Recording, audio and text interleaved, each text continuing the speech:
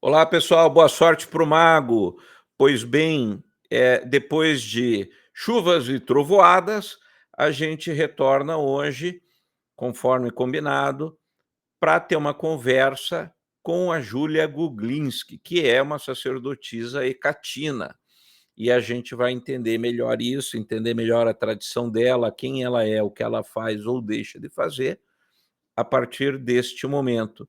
Só que antes de começar, eu gostaria de começar com uma frase. No geral, eu sempre faço uma poesia, alguma coisa no fim do episódio, mas hoje eu vou começar no início, porque daí, se você não quiser assistir o fim, já vai ter entrado essa frase poderosíssima, esse pensamento poderoso na sua cabeça, e aí será tarde demais, né?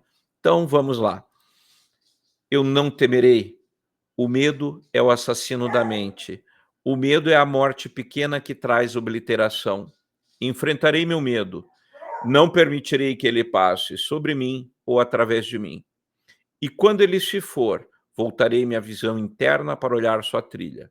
Por onde o medo passou, nada restou. Apenas eu permaneço. Isso é a litânia do medo das Bene Gesserit, o rito de ensinamento das Bene Gesserit, em Duna, de Frank Herbert. Para quem ainda não leu, fica esta super dica. E eu vou receber aqui para conversar conosco a Júlia Guglinski. Oi, Júlia, tudo bem contigo? Como é que você está? Está conseguindo me ouvir certinho? Tô conseguindo. Boa noite, Goia. Boa noite a todos. Tudo bem? Tudo. Júlia, a gente acho que tem muita coisa para conversar e vamos fazer essa conversa render aí o que tiver que render, e se for o caso, depois a gente faz outras conversas, deixa o conhecimento decantar, né? Eu acredito que o conhecimento ele precisa de um tempo para ele decantar. E quando isso acontece, vem novas ideias. Então, a primeira coisa que eu queria te pedir é para você explicar um pouco sobre as diversas tradições e o que é ser uma sacerdotisa de Hecate. Bom, vou começar pelo que é ser uma sacerdotisa de Hecate. Quando a gente adentra numa tradição, onde temos as diversas tradições que eu vou abordar daqui a pouquinho, nós começamos a sentir um chamado mais visceral, um chamado um pouco mais profundo, primitivo, com a divindade. No meu caso foi com Hecate, né? Em meados ali de 2000, 2001, quando eu fui conhecer basicamente quem era a deusa, né? Quando começou a internet para mim, né? Era internet de escada. Então, quando a gente participa de uma, né? Quando a gente entra em uma tradição dentro do coven, tá? Seja bruxaria tradicional ou alguma outra tradição que não leve a bruxaria raiz, nós conhecemos Hecate como a divindade matrona, né? A rainha das bruxas. E aí nós vamos aprofundar, estreitar os caminhos com ela, não de uma maneira monoteísta, mas através de um chamado. No caso, eu passei por uma iniciação vertical também, que é um chamado mais estreito com ela. E aí nós vamos trabalhar com a energia dela primordialmente. Tá? Então, uma sacerdotisa de Hecate, o que a gente entende, que eu gosto muito de falar, é os deuses esquecidos, né? Os deuses antigos, eles querem permanecer. Então, houve uma época que Hecate, assim como outros deuses, estava esquecida, demonizada, né? Abafaram. E o papel do sacerdote, da sacerdotisa, é trazer a deusa, elevar, né? E trazer à tona os conhecimentos, né? A energia, a força, os ensinamentos dela para outros devotos que podem vir a se tornar sacerdotes. Então, hoje, a gente percebe com muita alegria, embora a banalização dela também, que Hecate está em proeminência. Né? A gente percebe hoje com as redes que é uma deusa que está sendo muito falada. Quando a gente vai trabalhar com Hecate numa iniciação, a energia é voltada para ela. Então, toda bruxaria é para ela e com ela. não isolando a gente de outras energias, como os elementais, quem vai trabalhar, por exemplo, com energia de Bright, né, de Morrigan, outras deusas, até de outros panteões, sem problema algum, tá? Tanto, eu sigo o panteão eslavo, por exemplo, também, então uma coisa não isola a outra, mas a gente começa a perceber quando as vísceras, né, o útero de Hecate chama, que você acaba não servindo a dois senhores ao mesmo tempo, quando, né, a coisa se estreita demais. E aí que a pessoa se torna um sacerdote, uma sacerdotisa, seja verticalmente ou através dos ensinamentos que ela vai passando, a bruxaria solitária, né, ou através da mão de um sacerdote ou de uma sacerdotisa dentro de um coven. E aí nós temos as tradições, eu venho de tradição, né, da tradição do panteão da bruxaria tradicional. Eu fui, na época, em meados ali de 2000, 2001, né, através de trocas de monografias, de e-mails, iniciada na tradição georgina, tá, que é uma tradição mais eclética. As pessoas não tinham muito acesso a essa tradição. Eu tive o conhecimento através de uma amiga na época que morava nos Estados Unidos, e quando a gente conhece a Wicca, porque a gente, quando é garota, né, é Wicca, a bruxaria só existia Wicca, não tinha outras tradições que eram faladas, a gente achava que bruxaria era só a Wicca. E aí eu lembro que eu entrei na Wicca, me formei, fui iniciada ali, que eu conheci Hecate, e depois, né, não desmerecendo a Wicca, porque eu tenho contato até hoje com alguns mestres ali, com muito carinho, mas eu decidi que estava muito estreito para mim, e eu segui com a bruxaria mais solitária mesmo. Eu fui buscando outras tradições também. Tá, aproveitando isso, deixa eu te perguntar. Você citou a Wicca, citou a bruxaria georgina, e qual é a diferença entre elas? Explica um pouquinho para a gente, que fica mais fácil de entender. Qual é a diferença? O que tem de diferente entre a bruxaria georgina e a Wicca? Quando a gente fala da tradição, por exemplo, a gardneriana, a Wicca, ela segue muito a tradição gardneriana, tá? A gente tem a alexandrina, de uma forma mais, assim, sucinta e mais clara, não muito formal para o público entender. A georgina, ela é uma bruxaria eclética, tá? Dentro, porque a tradição, a gente entende que ela tem, né, os postulantes, eles precisam passar por certas doutrinas ali dentro, nós temos os protocolos, mas a georgina, ela não pega assim tão pesado com os neófitos, tá? Dentro das construções da sua iniciação, quando você vai passando grau, tá? Recebendo graus maiores.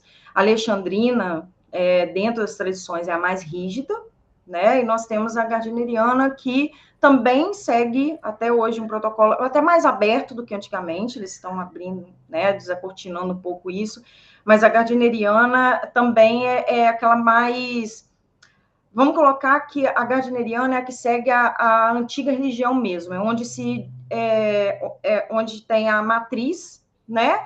E onde as outras foram se difundindo. A gardneriana é um núcleo, tá? Aí veio a tradição alexandrina, que enxugou um pouco mais e fechou, né? Onde temos iniciações bem que não vai a público, que são muito sigilosas, muito secretas, né? Dentro da ordem. E a georgina, ela te dá possibilidades, por exemplo, eu lembro que eu postei uma foto, por exemplo, iniciada, né? E, mas não pode postar a foto assim. Eu falei, dentro da georgina pode. A gente prega ali dentro, pregava, né? Que aquilo que você sente necessidade, aquilo que você quer mostrar, às vezes, para o mundo, que a bruxaria não é uma doença, e desde que esteja em consenso com seus mestres, você pode colocar isso a público. Né? Então, a alexandrina, não. A gardneriana também não. Eu acredito que se você expõe alguma coisa a público, assim, que eles entendam que é mais fechado, você vai tomar uma advertência, né? Então... Mas a gardneriana é aquela que o Gardner bancou para o Crowley para ele desenvolver uma parte, né? Sim, sim.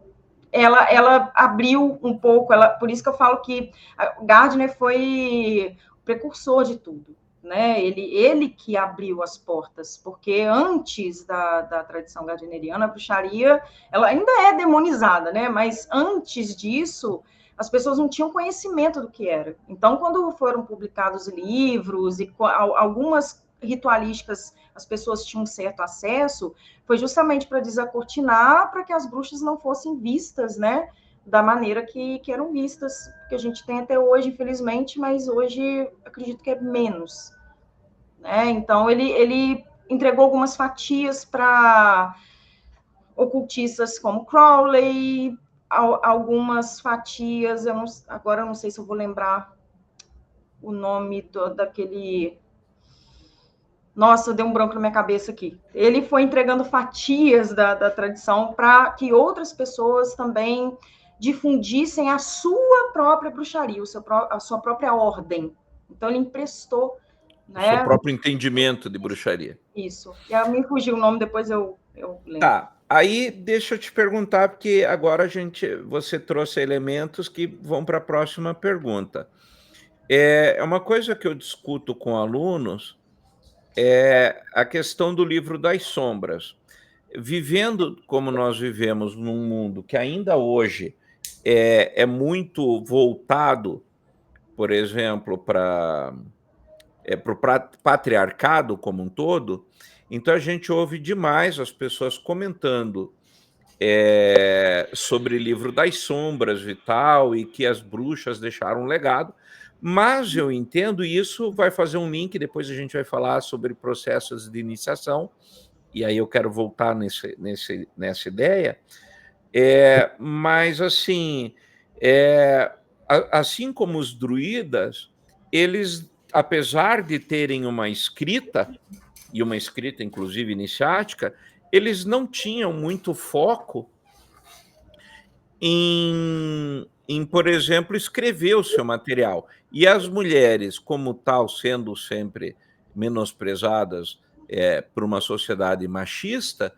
muitas mulheres não aprendiam a escrever, né? Por exemplo, quem mora em cidade pequena, aqui no Brasil, eu moro em uma, por exemplo, e aqui já vai um motivo de cancelamento, mas tudo bem, vamos lá. Mas, por exemplo, quando a gente comenta aqui, no Brasil, até nos 80, quase metade da população, o número não chega a ser metade, mas um número absurdo, não vamos entrar no mérito desses valores agora, ainda era analfabeto. E se você for ver a quantidade de mulheres analfabetas, ainda era maior, era muito maior que o dos homens, porque a mulher tinha que ficar em casa, o homem estudava porque ele tinha que ganhar dinheiro. E aí, e você já vai entender onde eu quero chegar, quando eu vim aqui para o interior e eu mexo com a Previdência, eu me deparei com muitas pensionistas ainda analfabetas, tá? E quando você mora no interior, é muito comum você dizer onde que fica tal lugar, fica lá na frente da oficina do fulano, fica do lado do bar do Zé, fica do lado. Aí você pergunta, mas não tem rua? A rua não tem nome? É que como é cidade do interior, não precisa, as pessoas têm referências locais e não por nome de rua, né? E daí eu comecei a pensar nisso, e realmente aqui é difícil, chega a ser quase raro você encontrar nome de rua. Só que aí isso me preocupa, porque o entendimento que eu tenho é que, na realidade, por que você botaria placa com nome de rua se as pessoas não sabem ler? Nós estamos no século XXI. Tá? Então, a gente ainda tem, e eu estou falando aí aqui, fazer um parênteses, como alguém que trabalha com previdência, nós ainda temos um número enorme de mulheres às quais foi negada a alfabetização. E isso é grave, né? Só que aí a bruxaria, por exemplo, a meu ver, eu estou falando do meu ponto de vista, eu posso estar sendo extremamente misógino nesse contexto, a bruxaria, ela acaba sendo passada, para mim, de boca a ouvido, como tradições que são passadas de mão em mão, não que hoje as bruxas modernas não possam se valer de livros, inclusive acho que eu vou falar do livro teu, você comentou que tinha escrito um livro, quero saber disso, Mas a gente ainda tem a mulher em segundo plano e principalmente ocultada, abafada, né? E não foi diferente na bruxaria. E aí, juntando com o que você falou do Gardner, que ele fez esse slice, esse fatiamento para trazer a Wicca, você não vai achar livros referentes à Wicca do século XVII, práticas ancestrais das bruxas, que não remetam ao martelo das feiticeiras. Sim. Que foi um documento não produzido por feiticeiras, mas pela igreja. Como é que você vê isso?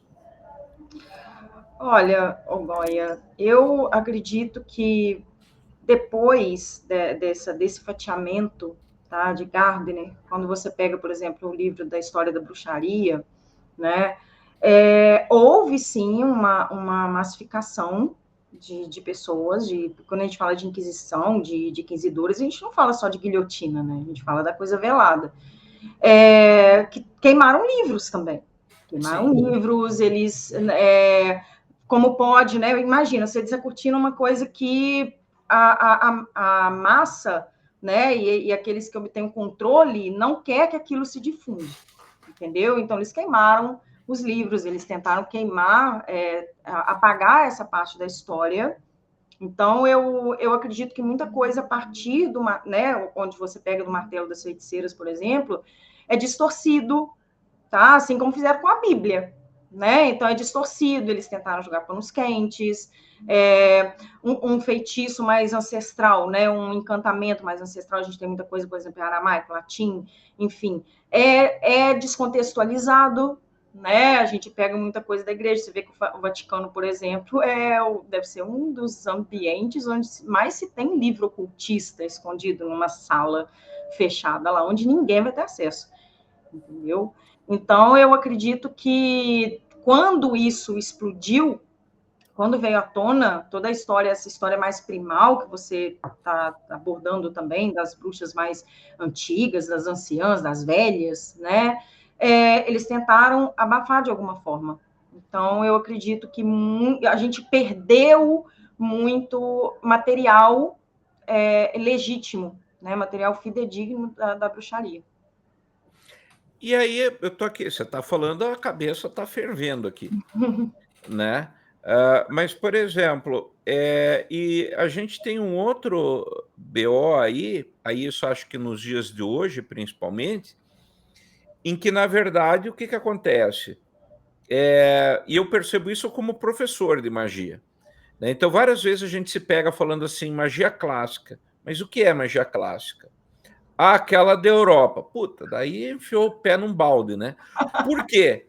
Porque, na realidade, assim, o que a gente entende por magia clássica, você vai pegar lá a magia Grimórios Salomônicos, que não foi ele que escreveu, mas né, você vai pegar a Goécia, você vai pegar Lemegeton, vai pegar o Testamento de Salomão, vai pegar todos esses Armadel, Arbatel, Juratos e tudo mais, que são livros que pertencem a uma vertente, entre aspas, mais do Oriente Médio, judaico-cristã. Apesar do termo judaico-cristão ser errado, né? Que o judaísmo e o cristianismo se aproximam apenas pelo Antigo Testamento, mas a crença e a abordagem deles da religiosidade é diferente. Tanto é que, tecnicamente, o judaísmo não aceita Cristo como Jesus como Cristo ou como um Messias, né? Muito mal porcamente vai ser um grande rabino, como qualquer outro histórico, mas nada além disso. Mas aí você tem essa vertente, que na realidade seria essa clássica, entre aspas. Aí, se for falar de magia europeia, você vai falar de quem? Dos celtas? Nossa, tem muitas, que né? aí seria o clássico, né? Sim. Então, você vai pegar os celtas, você vai pegar a magia nórdica, você vai pegar os ritos eslavos, você vai pegar... Você tem ascendência ucraniana e polonesa, isso? Russa? Meu pai era russo, né? E minha avó era ucraniana. Meu avô russo. Pois é. Aí você tem todo esse lado da bruxaria também, Rússia e Ucrânia, né? Que já é outra. Então, quando nós falamos clássico europeu, estamos falando do quê? Né? É muita vertente. Quando muita vertente. Clássico para nós, né? Quando um aluno me pergunta sobre isso, eu falo muito da magia cerimonial e alta magia, para que eles compreendam que tem uma construção um pouco diferenciada. Eu sempre falo, não estou falando de bruxaria elitista, porque eles confundem um pouco isso. Eu tenho alunos, tá? Agora falam assim, eu não gosto muito de alta magia, magia cerimonial, porque é um bando de erudito, e não pode fazer isso, não pode falar aquilo. Eu falo, calma, gente, é porque quando você fala de ordem, você tem que seguir, sim, tem uma hierarquia ali dentro, e tem um propósito da hierarquia, não é qualquer pessoa, assim, que pode entrar, que eu digo assim, quando a gente fala, por exemplo, de ancestralidade, a pessoa tem a energia. Você, Goya, deve olhar para uma pessoa e falar, daquela ali é bruxa. Alguma coisa te sinalizou. Só que ela precisa ser lapidada, né? Então as pessoas não compreendem isso quando a gente fala de bruxaria clássica, que é uma bruxaria aquela da antiga, é a mão boa mesmo, aquela magia que você vai conhecer em livros mais clássicos, antigos, né? Que você não vai encontrar em literatura nem em português, né? Então, as pessoas estão preparadas para esse tipo de bruxaria, de estudar esse tipo de bruxaria, porque é bem complexo. Então, eu entendo também a bruxaria, quando a gente fala clássico, né? Vamos fazer um comparativo, né? Nós temos as músicas clássicas, nós temos Beethoven, nós temos Mozart, nós temos Bach, nós temos, né? Então, eles se distribuem, e cada um, né, vem de um país. Então, as pessoas acho que confundem um pouco, assim, é o que o Léo, né, meu esposo, fala muito comigo, quando ele era editor de música, né, ele é editor, mas quando ele trabalhava diretamente com isso, a pessoa contratava assim, eu quero uma música assim, assim, assim, mas como você quer? Uma música bacana. Aí ele, não, bacana? Que bacana? O que é bacana? O que é bacana? Para mim, bacana é isso, e para você, é bacana? Né? Então, a bruxaria ela é bem complexa por conta e linda ao mesmo tempo por conta dessas nuances, né? Pois é, daí tem duas coisas, isso já abre o nosso guarda-chuva. Uma delas é a ancestralidade que você tocou ali, né? Você deve olhar para alguém e imaginar. O próprio Mota, que foi um dos introdutores de Telemann no Brasil, ele falava que você reconhece a iniciação de alguém, né? De olhar nos olhos. E daí fica justamente essa questão. Eu comentei muito com o Frater Keron, ele é uma pessoa que eu troco muito com ele, e o Keron, a gente estava discutindo a esse respeito, porque a gente comentava justamente que, às vezes, você olha para alguém e tá lá, alguém da multidão, e diz, essa pessoa sabe. Ou você olha numa feira, ou você olha um discurso político, ou alguma coisa assim, ou numa sala, quem dá aula, você sabe que aquele aluno tem uma coisa diferente. Uhum. Você sabe que aquela pessoa no seu grupo de trabalho tem uma coisa diferente. E, no entanto, aí você tem pessoas que supostamente têm títulos, têm diplomas, têm tudo, arrotam, com o perdão da expressão, arrotam uma autoridade, mas você olha para a pessoa, você percebe que a pessoa é oca. Né? Inclusive, existe o pessoal antigo usava, né, essa expressão, que fulano é oco. Ele não tem conteúdo, ele não tem substância. Então a pessoa diz, mas eu sou maçom do grau 33, porque eu sou membro da AMORC do grau não sei o quê, porque eu sou da ordem não sei das quantas. E você olha, você não... A pessoa pode... Inclusive, a gente não está negando o papel. Sim, o título. Mas você percebe que falta sal nessa pessoa.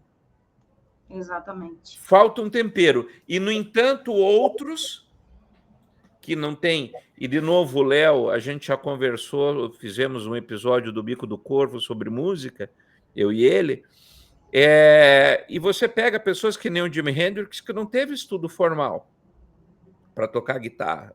Virtuoso, né? Que ele é um virtuoso. Né? Muitos músicos virtuosos não tinham formação clássica, ou se tinham ainda, ou o próprio Crowley. pegamos o Crowley aí, depois você vai falar um pouquinho de por que o pessoal não gosta de Crowley, e de Telemann, mas assim, eram pessoas que simplesmente eles estavam muito além do público em geral. O que justifica isso? Como é que você entende pela bruxaria essa... E aqui sim eu acho que cabe o termo ancestralidade. Porque aí da conversa que eu tive com o Keron, a gente deduziu o seguinte: você pode ter antepassados, né? Então, por exemplo, eu tenho lá, meu avô sempre falava da ascendência judaica da família, papapá. Aí eu fui atrás, inclusive de passaporte português, tudo mais, está em processo isso aí. E, por exemplo, já se achou documentos que vão do meu avô até 13 gerações lá atrás. Então, a minha família, por exemplo, documentalmente, né, foi perseguida por processo inquisitório. Uhum. E veio para o Brasil para fugir do fogo, da fogueira. Correto? Então, isso é um fato histórico. Só que ainda assim, que eu não saiba disso, é uma coisa muito engraçada, que coisas da cabala, o judaísmo tradicional, essas coisas, os grimórios salomônicos, para mim são muito naturais. Eu leio aquilo e parece que eu estou lendo de novo, não parece que eu estou lendo a primeira vez. Hereditário. Né? E aí nós chegamos a essa conclusão. Você pode ter uma ancestralidade africana, né, do lado africano, que daí você vai ter lá o pezinho, né, na religiosidade africana, que vai te basear. Então, pô, você tem aquilo muito latente em você. Você tem uma ancestralidade da magia nórdica e assim por diante. Como é que você entende isso? Aí aqui eu estou perguntando para a Júlia, não estou perguntando aberto para uma bruxaria, mas como é que a Júlia entende ancestralidade? Você percebe que isso existe? Não existe? Como é que você sente isso? Percebo. Inclusive, eu oriento também as pessoas que me procuram. Como eu falei, a bruxaria hoje está muito exposta, né? A gente tem muita informação, muitas informações boas e outras informações banais e que não tem congruência, né, com o ensinamento. Vamos voltar para aquela bruxaria, que a bruxaria ela precisa ter uma coerência com tudo, né, o ocultismo. Então, o que eu oriento para as pessoas? Às vezes, Júlia, eu estou te procurando porque eu fui procurar uma outra ordem, eu vim de uma outra ordem, e falaram, não, você não serve, você não tem conhecimento. Eu falo, não, peraí, conhecimento você vai adquirir, e você vai correr atrás. Conhecimento é comer livro, né, estudar. Bruxaria é eterna, você vai engatinhar o tempo todo, né? Agora, deixa eu oracular, ou deixa eu olhar para você, deixa eu sentir a sua energia, tá? Estou falando a minha experiência e os meus mestres passaram isso para mim, né? Da gente tirar o ego e a arrogância nesse momento, senão a gente coloca, olha, eu cheguei aqui, você deixa eu olhar para você, se você vai conseguir chegar, né? Não é bem por aí. E eu olho para aquela pessoa, né, através de um oráculo, através de um desdobramento, uma vivência, eu falo assim, uau, né, vem aquele sinal e é uma coisa inerente, e é uma coisa que eu nem coloco a mão assim também, eu não vou, eu deixo para a pessoa identificar, porque senão eu estou sugestionando os sinais, né, e a percepção que ela vai ter dela mesma. Então, eu apenas tiro o lacre para a pessoa se olhar e falar, olha, você está dentro de um casulo e você pode despertar, você tem essa ancestralidade. É óbvio, Goya, a gente fala da bruxa, toda mulher é uma bruxa. Quando a gente fala de bruxaria, religião antiga, quando a gente fala que toda mulher, né, é uma bruxa, e nós temos os magos, né, os feiticeiros, é porque, sendo o paganismo muito antigo, muito antes mesmo do cristianismo, o que a gente fazia lá nas cavernas? A gente olhava os astros, né, nós éramos alquimistas, a gente preparava chá, a gente preparava unguento, então isso está na nossa... É o que eu chamo, né, carinhosamente, de genética espiritual. Isso para mim é irrefutável, né? Quando alguém coloca barreira em relação a isso, para colocar um título acima, volto a dizer, não desmerecendo títulos, como você também falou, a gente respeita os títulos, A gente às vezes precisa do título para diversas situações, mas a bruxa, para mim, ela é hereditária.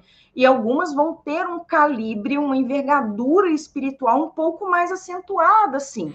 Então a gente tem que tomar um pouco de cuidado quando a gente vira para uma adolescente, por exemplo, uma pessoa jovem que está vendo a bruxaria na cara dela todos os dias, fala assim: sou bruxa, não, pera, agora calma, tira o pé do acelerador, porque a gente sabe que uma bruxaria mal trabalhada também joga a gente para um abismo emocional e, né, pode jogar a pessoa no fundo do poço. Então, vamos começar estudando.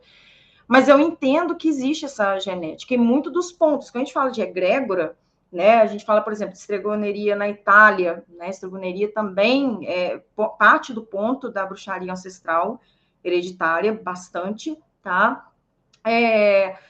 Os nórdicos, né? A bruxaria eslava também, o panteão eslavo pega bastante isso, porque a gente entende que passa de geração para geração algo que faz sentido e algo que é natural, como você mesmo comentou. Você está ali. Eu entendo a bruxa, aquela criança também, desde pequenininha, que não sabe porque olhou para a lua, ou porque ama a lua, porque gosta das fadas, dos gnomos, que a gente fala de magia elemental, né? Preparou aquele chá e a mãe tá doente, a mãe tá com gripe, aquela adolescente lá foi, ou a criancinha ali com 10 anos, sabe mexer ali no fogão, foi lá, fez um chazinho, mamãe, toma um chá aqui para curar a sua gripe. Ela botou tanta força naquilo, que aquele chá vai curar a mãe. Então, as pessoas colocam também a bruxaria de uma forma tão sobrenatural, sendo que, né, a magia está aqui, volátil para nós, né? Como se aquilo fosse difícil de alcançar para réis mortais, como tem bruxas que pensam como se fosse algo inatingível. Exatamente, está ali, né?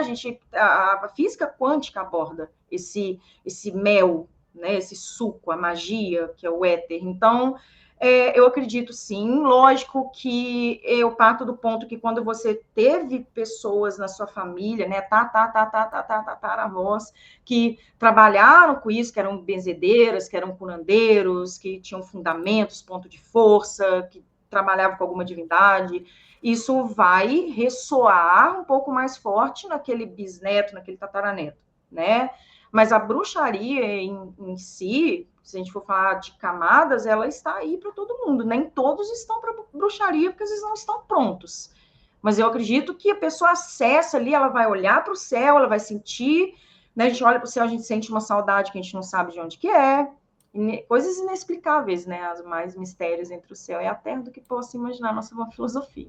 Então, acredito sim na bruxaria ancestral, acredito que não é que ela sobrepõe um título, mas, como você mesmo mencionou, tem pessoas aí que o ego dos títulos acabam sobrecarregando aquele conhecimento, porque aí já é uma opinião minha, tá? De que a bruxaria e a espiritualidade na questão transcendental, você precisa evoluir o seu mental, as suas capacidades cognitivas, a sua habilidade emocional, a sua empatia. Não estou dizendo que a bruxa ela não tem ali uma questão do retorno, né, o que a gente chama, por exemplo, de lei tríplice, algumas bruxas acreditam na questão karmática, por isso que a gente tem as diversas tradições, né?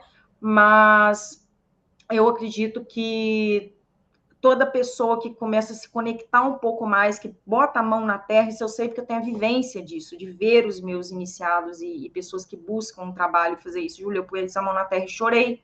O que foi isso? Eu deixo a pessoa viver a experiência ao invés de sugestionar a experiência. E eu acho isso ancestral, entendeu? Pois é, e aí entra nisso também. E se é ancestral, para fechar e fechando esse tópico, você também pode perder, né? Então você pode esvaziar ou você pode somar. Então, por exemplo, se eu venho de uma família que tem várias, vamos pegar aqui no Brasil as benzedeiras, né?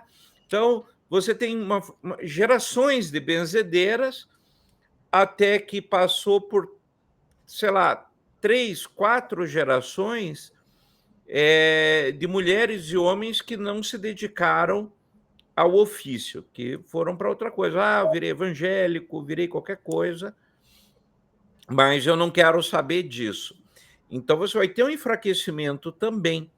Assim como você pode ter alguém que daqui 30 gerações digamos, de evangélicos, que, aliás, não é um impedimento para você estudar ocultismo, né, que fique bem claro, mas só citando, porque, no geral, a gente diz que a pessoa, eu sou ex-bruxa e agora sou evangélico. Né? Tá bem no inconsciente coletivo do pessoal aí, então todo mundo vai associar essa imagem. E daí você também pode fortalecer, olha, eu sei que a minha tataravó era benzedeira, meus pais não são, meus avós não são, meus bisavós não são, mas eu quero retomar essa herança mágica. Ela também pode fortalecer, não pode? Eu acredito que vai passar assim, existe um adormecimento daquela mediunidade, tá, Júlia? Mas como é que você explica, às vezes, uma criança já nascer médium, vidente, sofrer com aquilo, né, de não saber distinguir quem está morto, quem está vivo? Tem uma missão, isso na minha ótica é uma missão que no talvez... teu entendimento. Sim, porque às vezes vai nascer numa família onde não vai ter uma lapidação disso, e acredito que essa criança ela pode vir a sofrer. Aí a gente entra nas questões emocionais, de distúrbios, né? Entra nas questões psicológicas. Inclusive, eu tenho uns documentos assim, que eu escrevo, tá? Em relação a será que é o autismo? Será que é TDAH? Será que é esquizofrenia? Então, tá vendo como é que a bruxaria ela abre uns apêndices aí para a gente questionar outras coisas? Então, se essa mediunidade ela não é trabalhada, eu acredito que futuramente esse indivíduo ele vai sofrer em sociedade ou dentro, né, tá vivendo ali num grãozinho de areia. Em contrapartida, Júlia, eu sempre me intitulei médium, eu via espíritos quando eu era criança, eu fiz alguns rituaizinhos intuitivos, a gente tem a magia intuitiva também, tá? Que deram certo e tudo, só que depois, na adolescência, os meus pais me enfiaram dentro de uma igreja, né, aqui com imenso respeito a outras religiões, mas me enfiaram dentro de uma igreja e eu não pude trabalhar, eu tive que adormecer, eu tive, né, que esconder com aquela mediunidade meio velada.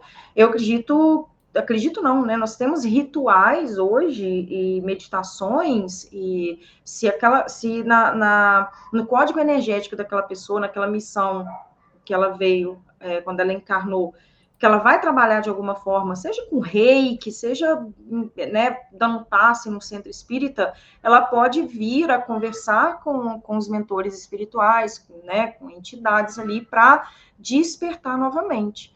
Até porque nós temos a questão de glândula pineal, que é calcificada, e parte da alimentação também. Então, tem muitas coisas, né, Goya, que estão envolvidas nesse adormecimento também. Mas acredito que se uma pessoa da família, vamos supor que 4 gerações ali estiveram adormecidos, não trabalharam com espiritualidade. Aí, aquele indivíduo nasce daí, né, na 5ª geração e sentiu ali, veio, né, aquele pisciano nato, aquela pessoa cheia de Netuno no mapa, e fala assim, olha só, eu descobri que eu sou fora da caixa aqui, eu estou vendo coisas e eu quero despertar isso. Eu acredito que ele vai, aquela ancestralidade, inclusive, vai retornar. Aqueles mentores lá para trás que estavam ali, opa, deixa eu observar essa pessoinha aqui, eles vão se aproximar através de uma ritualística, de um pedido, né, da pessoa se fixar bastante naquilo que ela está buscando, porque é uma responsabilidade. Então, eu acredito que dá para adormecer e dá para despertar. E aí, de novo, agora eu vou tentar fechar, porque eu, pensando aqui, eu senti que ficou faltando a questão lá do Diário das Sombras, o Livro das Sombras, né? Você acha que ele sempre... Por exemplo, existiu e não existiu, acho que não adianta a gente perguntar, porque a gente vai estar especulando. Uhum. Mas hoje você considera importante manter um Livro das Sombras? Como é que você enxerga isso? Você acha que não é importante? É mais importante as pessoas terem... dar atenção para essa ancestralidade? Como é que você vê tudo isso? Eu sou conhecida no meio por ser muito flexível, né? Funciona para mim isso. Eu acredito no meio termo, Goya, de verdade. Eu tenho livros, por exemplo, que a gente vai falar, por exemplo, de São Cipriano, né? quando a gente falar do livro de São Cipriano, algumas pessoas até falam para mim assim, a gente vai chegar no livro das sombras. Júlia, é um livro para se ler? Eu falo, você está preparado? Você vai ler como um documento para você entender, ou você vai ler com as suas vísceras, né? Se for ler com as vísceras e não estiver preparado, você vai enlouquecer. Então, assim, o livro das sombras é aquele livro, tá? São vamos falar, lembranças, né? Perdidas ou não, é como se fosse como é que chama? Nossa, algumas coisas estão fugindo da minha cabeça aqui. A cidade esquecida, né? Quando a gente fala o nome aí, Goya. Atlântida, Lemúria. Isso. Você falou, teve ou não teve? Existiu ou não existiu? Para mim, existiu, tá? O livro das sombras, ele existe. Mas eu entendo que quando a gente vai falar de bruxaria primal, quando a gente vai falar da bruxaria da floresta, da bruxaria mais sombria mesmo, a bruxaria, quando a gente pega ali, por exemplo, magia cigana, tá? Quando a gente fala da Hungria, não, Bulgária, né, essas magias mais pesadas, eles têm umas ramificações que a gente percebe que vem do livro das sombras, entendeu? Então, quando a bruxa ela quer conhecer uma magia mais profunda, uma magia dos mistérios, ser a guardiã dos mistérios, ela tem acesso a esses ensinamentos.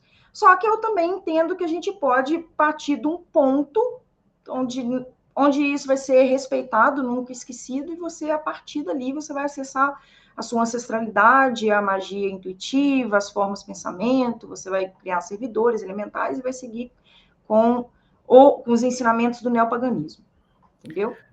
Entendi. E ficou mais claro, assim. E daí vem o seguinte, eu quero ir mudando de tópico, assim, deixa eu te perguntar um tópico meio solto. Eu quero saber de você o seguinte, por que tanta gente tem ranço de Crowley e Telemann? Meu público, principalmente, porque eu tenho a maior parte ali de Ecatinas, vão, né, entender agora que elas, né, têm que manter aí uma certa neutralidade em relação a isso. O que acontece é que Crowley, dentro dos ensinamentos hecatinos, ele não gostava de Hecate, tá? Eu vou explicar, vou elaborar um pouquinho melhor isso. Ele associava Hecate a uma deusa maligna, demoníaca, punitiva, cruel, vingativa, tá?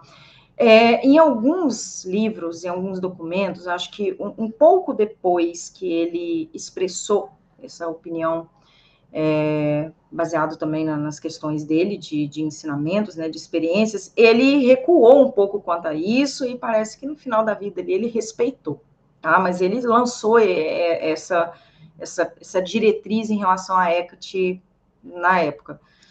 O que eu entendo? As bruxas hecatinas, principalmente, tá? Ou quem tem dissonância, tá, com Telemann, entende Crowley como um indivíduo louco, né, arrogante, abusado, né, enfim. Só que o que a gente entende em relação ao ocultismo no geral? Quando você fala de grandes ocultistas como John Dee, Paracelso, Papi, de médico e louco todo mundo tem um pouco. Tá? Quando a gente fala de ocultismo, quando a gente fala de bruxaria, a gente entende que a gente entra em estados alterados de consciência, gnose, transe. Esses grandes ocultistas passavam por todos esses processos de estado alterado para escrever, para trazer as suas experiências, né, que hoje são bem direcionadas aí pelas ordens, enfim, pelos seus sacerdotes. Então, eu tenho respeito, tá? Quando alguma hecatina fala assim, mas o Crowley falava de Hecate, eu falo, vocês estão olhando isso como um carocinho de azeitona, vocês estão olhando uma opinião que ele tinha com um certo embasamento para ele na época, tá? Talvez pelos esbás, pelos sabás, a forma como era trabalhado, a gente não sabe, né, Glória? A gente tem uns livros, né? Alguns livros que contam um pouco disso. as bruxas maléficas, as bruxas que utilizavam a energia de Hecate do submundo, da necromancia para atacar. Então, acredito ali que era muito baseado nisso. Mas eu posso estar sendo um pouco preconceituosa, chamando ele de machista, que pode ter sido uma opinião também como homem, né, em se tratando que Hecate é cultuada muito no útero, né, no âmago da questão. Então, talvez, mesmo ele sendo um ocultista que respeitava a bruxa, a bruxaria como algo feminino, como sagrado feminino, como a terra, a Pachamama, Gaia sendo a deusa, né, em alguns aspectos ele trazia uma coisa mais alquimista, assim, do mago, do feiticeiro, da coisa mais masculina, não digo patriarcado, mas talvez a bruxaria isenta de gênero, tá? Porque dentro da bruxaria tradicional a gente entende como bruxa raiz que o cálice e a espada eles estão integrados, né? A gente hoje em dia está desequilibrado no nosso planeta, energeticamente, espiritualmente, porque veio o patriarcado e continua o patriarcado. Nós tivemos homens que bruxos também, que entendiam que eram bem lapidados no seu aspecto mais feminino. E hoje a gente se perdeu disso. Então, o Crowley, ele realmente não é ele não é bem quisto, principalmente pelas bruxas hecatinas, porque ele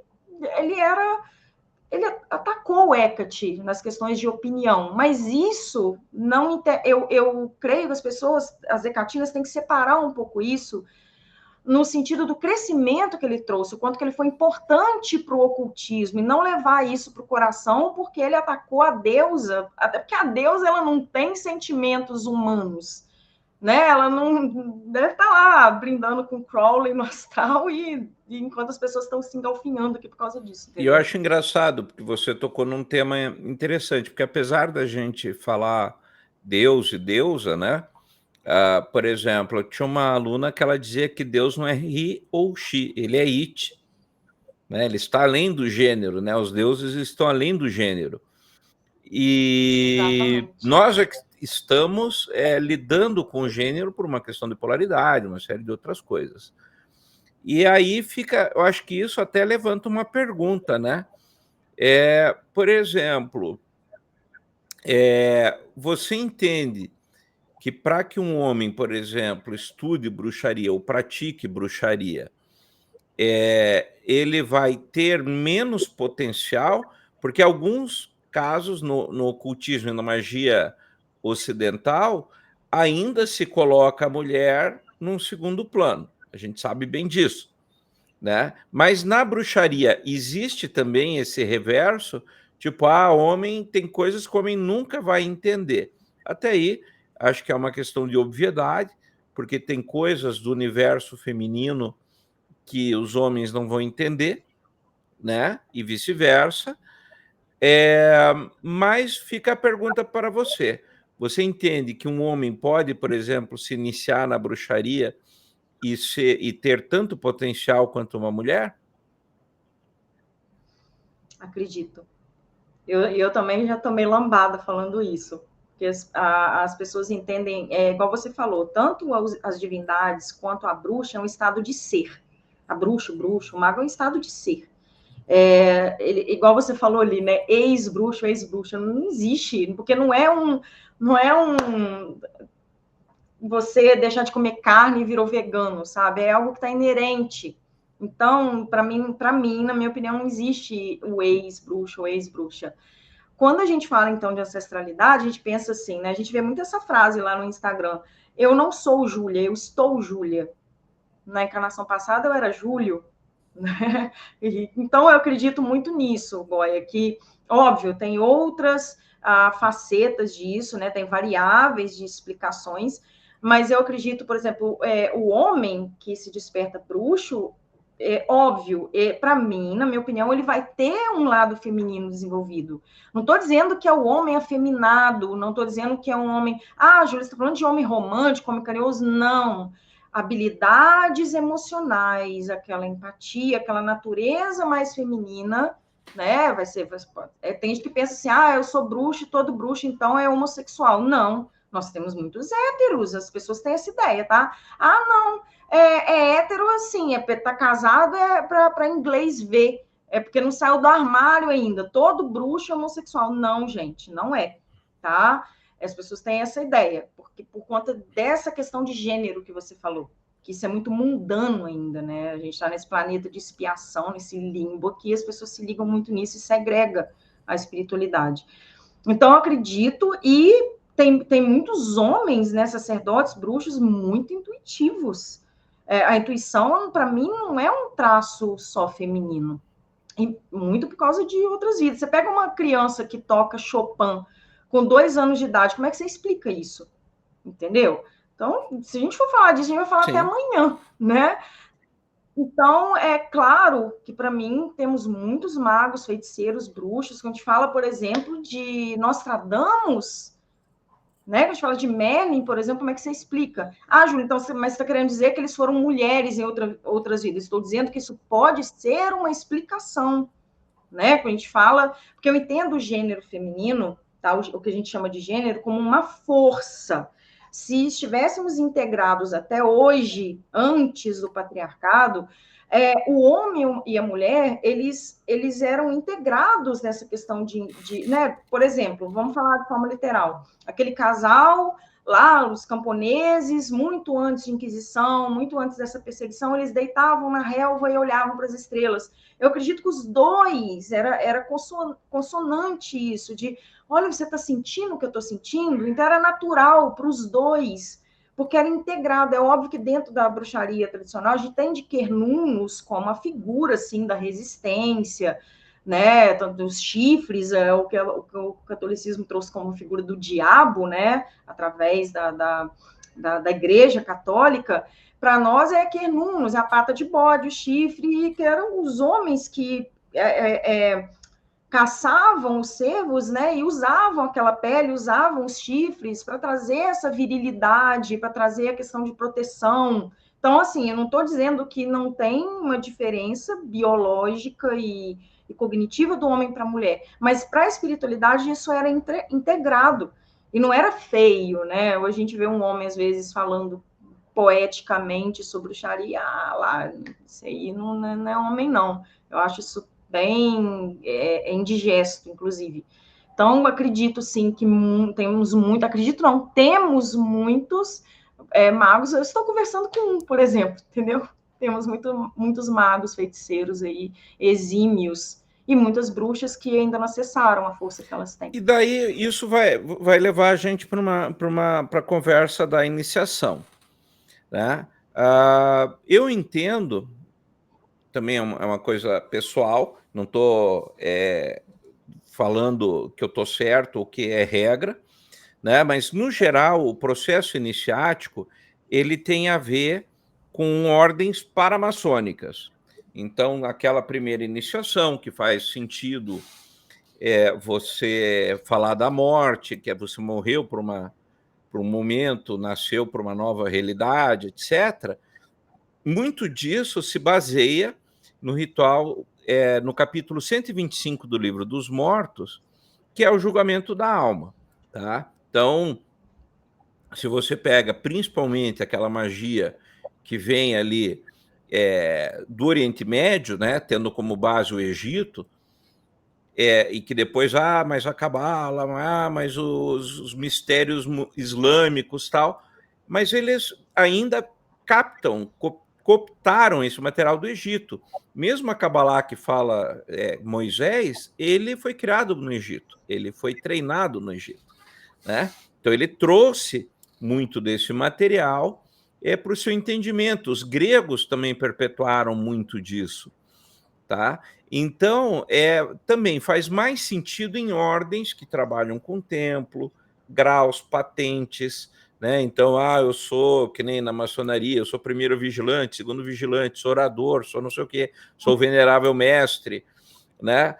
Mas talvez isso na bruxaria, por ser uma coisa, grupos menores, e principalmente, vamos voltar para o contexto, que isso depois vai agregar na conversa, Mas vamos voltar para aquele contexto da transmissão oral.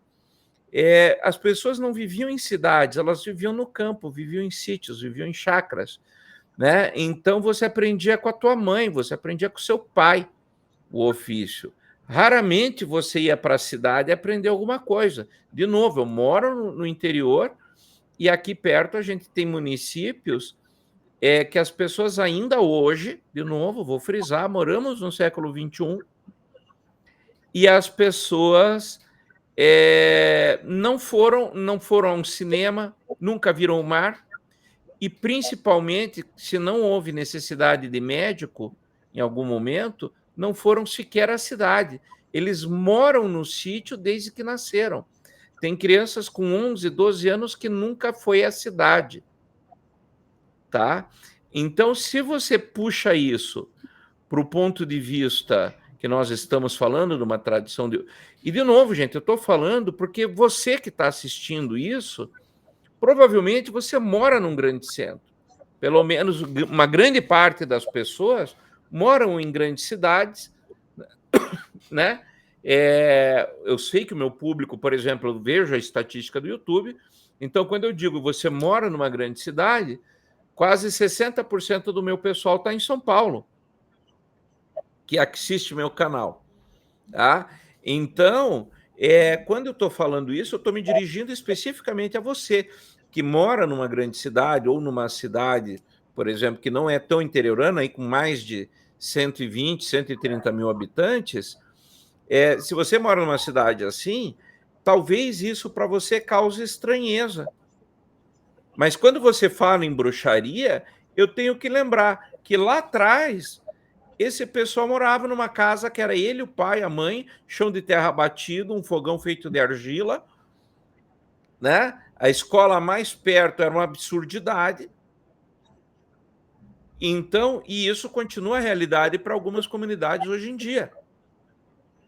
Percebe? Então, quando eu falo de bruxaria, e, por exemplo, do templo iniciático, aquela coisa, eu entendo que faz mais sentido uma iniciação para quem tem uma vida urbana, digamos assim, do que para quem tem uma vida no campo. Para quem tem uma vida no campo minha filha, meu filho, vem cá que teu pai vai te ensinar, tua mãe vai te ensinar. E que aí é uma transmissão oral, ou às vezes não, também pode ser por escrita, voltamos lá no livro das sombras, mas eu acho que a bruxaria, pela sua natureza, ela faz mais sentido esse lado da transmissão do que necessariamente um lado de rito coletivo, né? Depois você explica sobre os sabás, por exemplo, e tudo mais. Mas como é que você enxerga isso?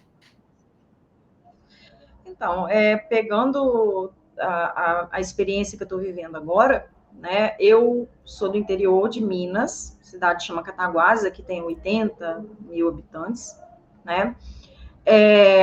Paralelepípedo, leiteiro, cavalo na rua. Então, assim, eu fui criada nessa cidade, nunca saí daqui. Assim, houve uma época eu morei no Rio 1 ano, depois eu voltei, mas nunca saí daqui. Então, meu pai tinha sítio, né? Pelo menos ali durante 3, 4 anos da minha vida, quando criança, né? 5, 7 aninhos mais ou menos, até os 10 a gente tinha sítio.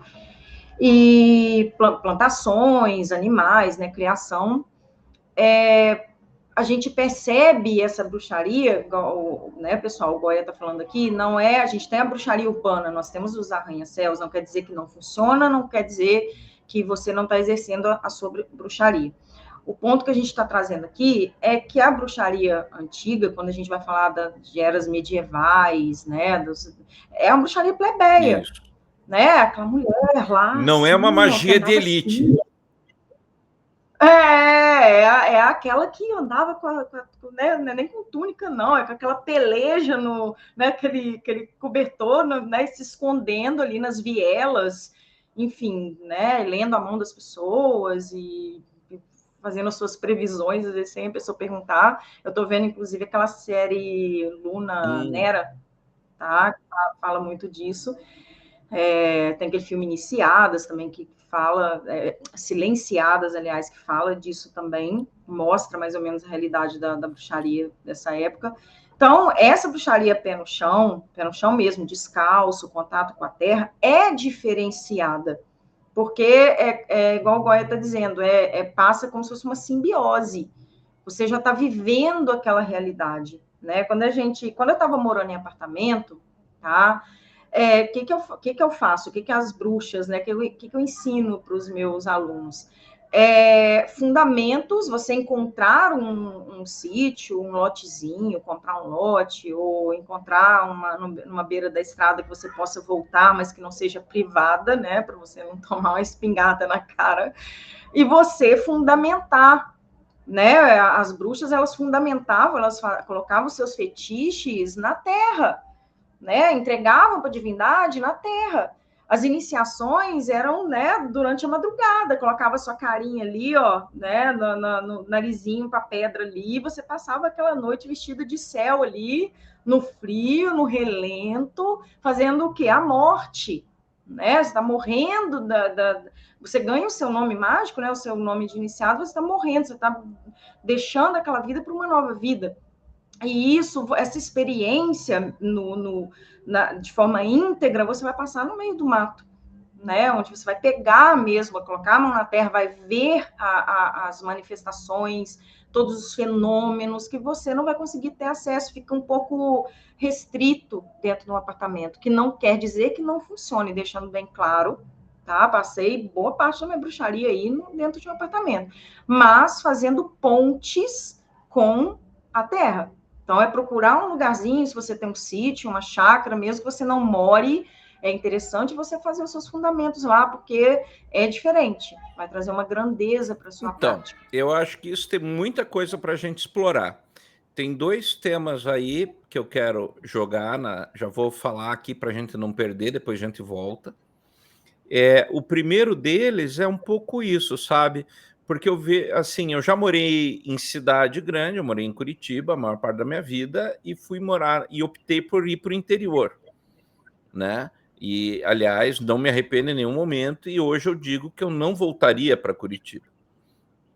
Tá? É uma cidade maravilhosa, mas já não é para mim, né? No entanto, eu vejo que existe um preconceito também da cidade grande com o interior, né? Então, assim, às vezes você vê, porque no interior vocês não têm. Porque isso daí você não tem acesso, né? Ou quem é ele ou ela para falar isso, né? Uhum. Você, por exemplo, vamos falar aqui hoje de nós, né? Que não estamos num grande centro. Você está em Cataguases, eu estou em Campo Mourão, né? Então, quantos eventos deixam de nos convidar, por exemplo, porque a gente é do interior? Se você fosse de São Paulo, você ia ter muito mais gente, né? Aí vem a pergunta, tudo bem, você quer, né? Essa é uma pergunta. Mas a gente vê que existe sim um preconceito. Outros que eu já tive, por exemplo, e ainda tenho, por estar fora do eixo Rio e São Paulo, por exemplo, vi isso muito em relação ao tarô, né? Que tarólogos do Sul, Paraná, Santa Catarina e Rio Grande do Sul, muitas vezes sequer são, como é que se diz, consultados quando vai ter uma decisão. Olha, vamos fazer o código de profissões, vamos definir o que é ser tarólogo. Ninguém do Sul é consultado, né? E acredito que acima também, se você pegar, acho que em Minas não vai ter, Espírito Santo não vai ter, por mais que estejam na mesma região. Você saiu do eixo Rio-São Paulo, rola ainda hoje um estigma de que quem manda é quem está na cidade grande, né? E aí agora vem no tema que eu quero, depois a gente volta para esse, para você falar um pouquinho mais, mas o que eu quero explorar um pouquinho é isso. A gente sabe, de novo, você morou muito tempo num apartamento, eu também, né? E morei numa cidade bem grande, né? Com aí quase 2 milhões de habitantes, então muito mais piá de prédio do que qualquer outra coisa. E aí fica essa história, né? Eu percebo que o contato com a Terra para magia é importante. Por exemplo, a tecnologia está permitindo essa conversa hoje. Até tendo os livros atrás, é quase como se a gente estivesse no mesmo lugar. Né? Seria uma técnica de scrying por meios eletrônicos, né? Scrying eletrônico. Mas eu percebo que eu adoro isso. Eu falei, eu sou músico, eu tenho guitarra, eu tenho pedal, eu tenho amplificador. Só que eu estou agora aprendendo mais um acústico aqui, o mandolim, né? Porque eu estou com essa pegada de trazer algo mais, uma sonoridade mais tradicional para minha música, né? E então eu adoro tecnologia, adoro gadgets, né? Mas você, por exemplo, quando você, e aqui eu quero que é disso que eu quero que você fale, quando eu faço uma iniciação e eu monto o templo, você tem a pessoa que cuida do fogo, a pessoa que cuida da água, a pessoa que cuida do incenso, né? A pessoa que cuida do vinho, e eu sempre deixo muito claro para os oficiais que vão fazer essa função. Você não vai cuidar do incenso. Como nós estamos a céu aberto, você vai ter que fazer uma fogueira do zero, você vai catar a lenha para fazer a fogueira, eu vou te ensinar, você vai aprender se você não souber, aí você vai acender o fogo, durante o ritual esse fogo não pode apagar, e além disso ainda você tem a questão do incenso. A mesma coisa para quem está fazendo água, eu aspiro, eu te purifico com água, né? É bonitinho, só que você está ali no templo, em casa, choque, choque, choque. Só que lá no mato, eu tenho que pegar a água do rio, eu tenho que cuidar que os oficiais tenham água para beber, que os iniciandos tenham água para beber. Se nós formos passar por uma prova da água, vai ter que atravessar um rio, alguma coisa do gênero, algum barranco, alguma coisa, como você disse ali, para aterrar, né? E quando tiver o vinho, você tem que estar atento, que se estiver acabando o vinho no momento da comunhão, você também vai ter que colocar mais vinho, né? E vai ter que cuidar, e o vigia externo vai ter que cuidar não apenas de olhares curiosos, mas vai ter que impedir que venha bicho. Eu já fui fazer ritual em lugar que nós começamos a fazer o ritual e era um lugar que tinha vaca, e eu não sei nem se eu ainda tenho foto disso, mas aí todas as vacas, foi impressionante, todas as vacas, tinha ali umas 10 vacas pastando, era uma chácara pequenininha, e elas foram para o terreno do ritual. Elas foram indo e ficaram assim, sabe que nem cachorro quando vai dormir com a gente, que ele começa a se encostar assim e te empurrar?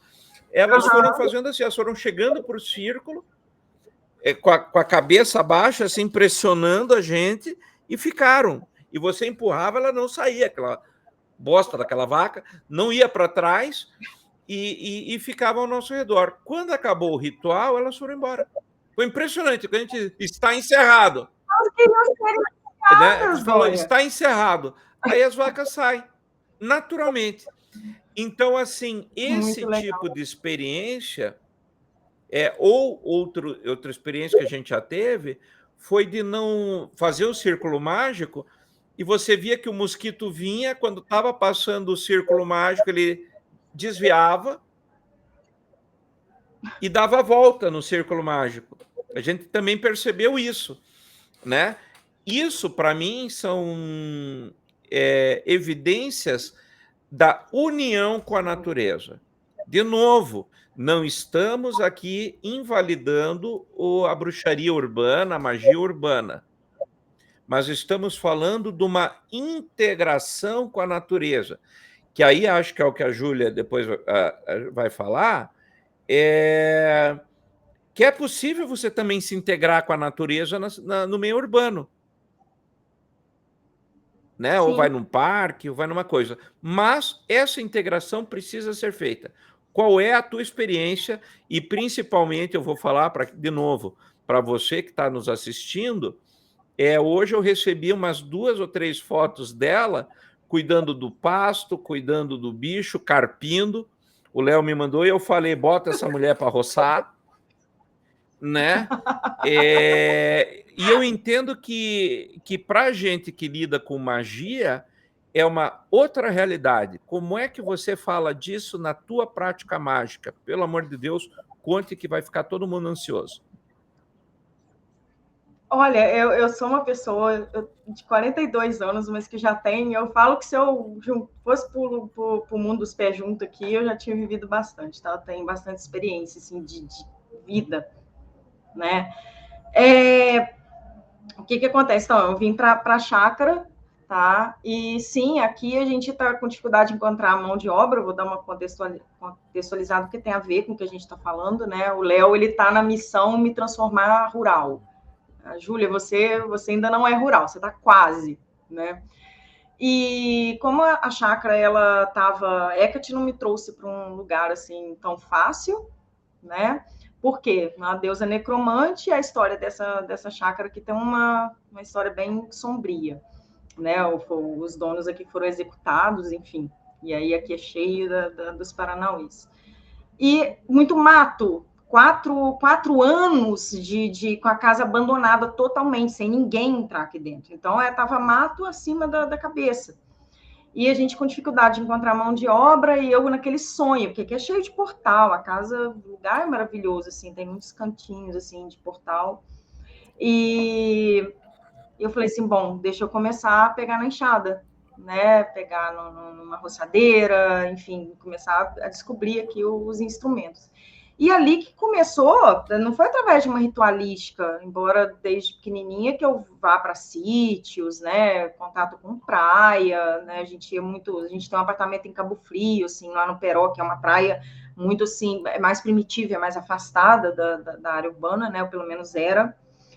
E aí o que acontece? Nesse manuseio dos instrumentos, e botando a mão e arrancando folha e botando a mão em bicho, muita aranha aqui no ambiente, muito, né, nem tanto animal peçonhento assim, tipo cobra, escorpião, mas bastante aranha, que eu fui percebendo. Eu já comecei a minha ligação nessa nova etapa da bruxaria aqui na chácara através desse movimento de ruralizar, como diz meu esposo, né? E gente, é diferente. Olha, eu faço... O Goya está contando as experiências dele, ele está pedindo para eu contar um pouco de experiência, né? Quando eu fui trabalhar, quando a gente trabalha epítetos hecatinos, que a gente trabalha com a horda dos daimons, por exemplo, um pouquinho antes de eu mudar para cá, a gente foi fazer um fundamento onde apareceu um cavalo do nada, assim, foi do nada, porque foi uma estrada. Não tinha cavalo, a gente não escutou o cavalo. Quando a gente chegou no lugar para poder fazer o fundamento, tinha uma carcaça, acho que de um cachorro, não sei, e tava até com cheirinho ainda, tá? Tava até com um cheirinho, e eu falei assim, eu vou fazer o fundamento do lado da carcaça. E aí eu coloquei ali, falei, vamos aproveitar essa carcaça aqui. Do nada, minha cunhada chegou e falou, Júlia, olha ali, tem um bicho. Só que, quando falou bicho, como a gente estava numa estrada, né, selvagem, falei, gente, que bicho que é? Só que a gente viu era um cavalo, no meio do nada, né? E é muito interessante, gente, essas manifestações, porque o cavalo chegou, a gente sabe que um cavalo que não conhece a gente, ele vai fugir, o cavalo foge, né? Ele é presa na natureza. E ele foi aproximando, ele ficou cerca de 1 metro olhando para a cara da gente, olhando para o fundamento no chão, e ficou ali. Quando a gente virou, que a gente conversou um pouquinho, a gente voltou, cadê o cavalo? O cavalo sumiu, a gente não escutou ele voltando. Quando a gente passou também para ir pelo mesmo caminho que a gente estava voltando, a carcaça já não estava mais ali também, a gente não sabe onde apareceu, né, para onde foi essa carcaça, que bicho que puxou, tá?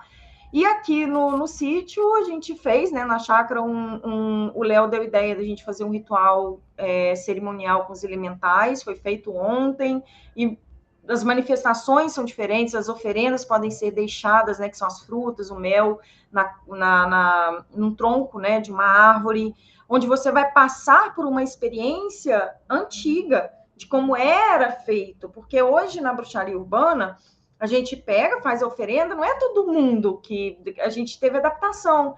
Onde que eu vou descartar? Aí a gente teve adaptação, descarta no lixinho, descarta na água corrente, né? Com respeito, né? Vai funcionar, mas você não tem opção. Você vai sair ali na Paulista, do 17º andar para encontrar uma encruzilhada em Y para deixar a sua oferenda meia-noite? Como é que você vai fazer isso? Né?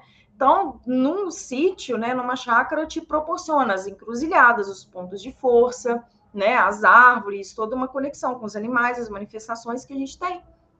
Né? Então, a minha experiência está sendo bem diferenciada por conta disso, mesmo que eu já tivesse fundamentos em outros lugares, né? Mas aqui agora é meu, então é mais fácil de Você sabe que o Regard, ele tem um livro, no Brasil foi traduzido como magia hermética, mas lá fora se chama Árvore da Vida, e ele comenta que a gente tem uma dificuldade em compreender verdadeira vontade, e faz muitas coisas assim, associações errôneas, porque a gente não tem a vivência do campo, né? Então, que nem ele coloca, veja, se você agora, você está, acho que como uma égua prenha aí, né? Então, por exemplo, se ela der algum BO com o filhote, na hora de nascer, ou você faz o parto dela ou ela morre, e o filhote morre. Então, é uma luta de vida e morte na hora, e você tem ali 1 hora, 2 horas para definir uma vida, né? Enquanto está acontecendo o parto. Eu até vou pegar, deixa eu ver se está aqui do lado, eu vou pegar para ler um relato que eu fiz de uma situação que eu fui viajar aqui e fica interessante com o contexto. E a mesma coisa, então, por exemplo, aqui no sul tem muito geada no inverno. E aí, ao mesmo tempo, tem a queimada. Por quê? Porque quando você faz uma queimada numa faixa de terra, não aquela queimada criminosa para preparar, que o pessoal queima pastos inteiros, né? Mas quando você faz uma faixa de terra durante o inverno, a fumaça impede que a geada mate a plantação, né? Então, é natural que se faça isso. O problema é que o pessoal hoje confunde queimada com incêndio criminoso, né? E outras coisas assim. E daí ele fala, veja, você, quando tem uma situação dessa, você tem que decidir na hora, porque de um dia para o outro, você perde toda a colheita, né? Então, a verdadeira vontade é o cara acordar 3 horas da manhã e dizer, cara, eu tenho que começar a colher agora, porque amanhã vai vir a chuva. E se chover, eu perco tudo. Então, ele não pode deixar passar batido. Então, a conexão com a natureza, ela é importante, porque a natureza é definitiva. Inclusive, para você que está se perguntando, e como que eu faço com São Paulo? Ou outra grande cidade, outro grande centro? Gente, veja, nós estamos passando por isso agora em São Paulo. Quando você teve aí enchente, eu escutei relatos aí acho que quarta ou quinta-feira, de gente que teve o apartamento no 13º andar inundado com a chuva em São Paulo. São Paulo, qualquer chuva alaga tudo. Então também tem, não é porque você é uma bruxa da cidade que não tem, basta você estar atento ao que está rolando ao teu redor. O grande problema não é se você está na capital, ou na zona rural, ou numa cidade do interior, mas o seu afastamento do mundo. E acho que esse é o grande problema, porque quando você tem um alheamento ao mundo, é que você perde a conexão. Não é por estar na cidade ou estar no campo, mas é porque você está desconectado com o mundo. Porque a natureza é pródiga, ela está em qualquer lugar. Né? Deixa eu ler, quer ver que interessante? Eu vou ler, pra vocês verem que não é mentira, ó. Eu vou catar aqui e vou catar os olhos, peraí.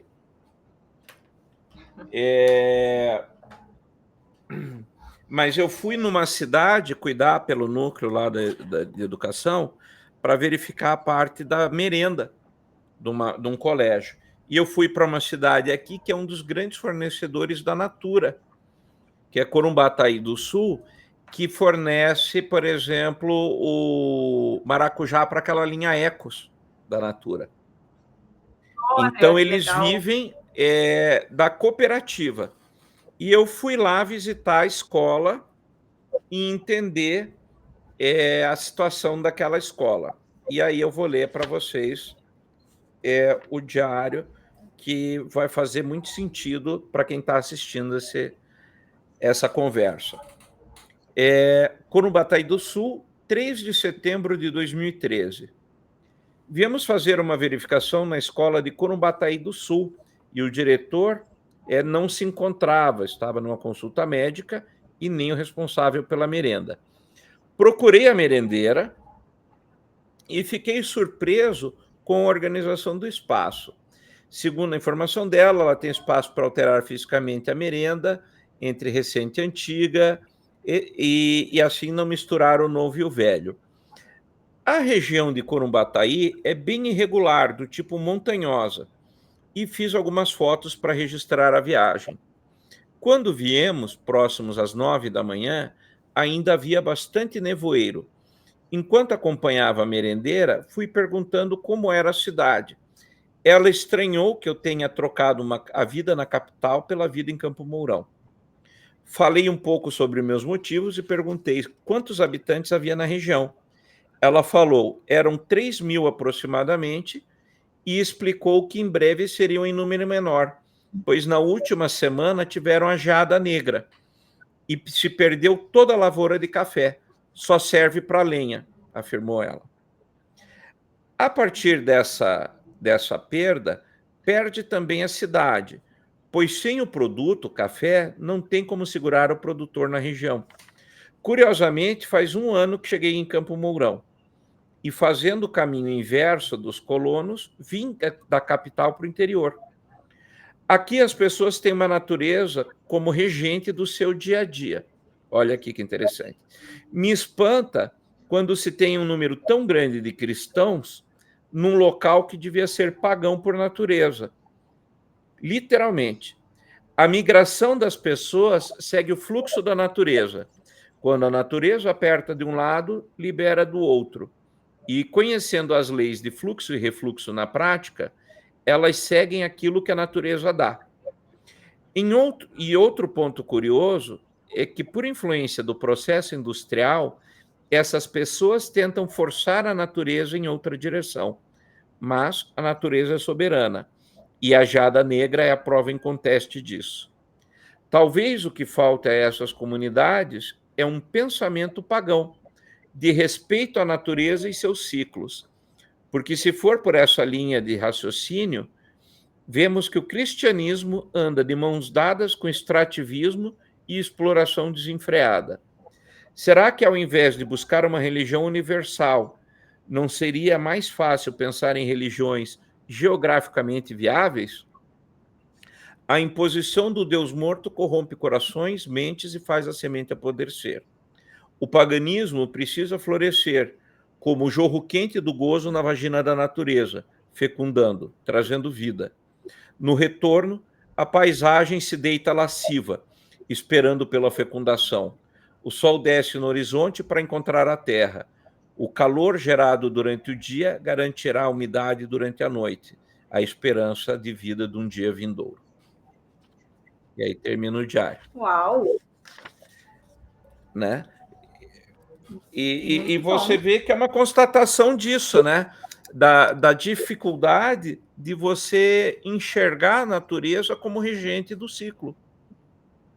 A gente quer falar de trator, o cacete, mas quem manda é a geada negra. Pronto, você vai embora. A natureza arruma um meio sempre. Ela sempre vai arrumar um jeito. Né? E isso é muito sinistro se você para pensar nisso. E fala um pouquinho mais de como conciliar a magia urbana com a magia, de uma magia mais rural, digamos assim. Inclusive porque você está tendo as duas experiências, né? Você gostou da palavra ruralizar, né? Tá certo.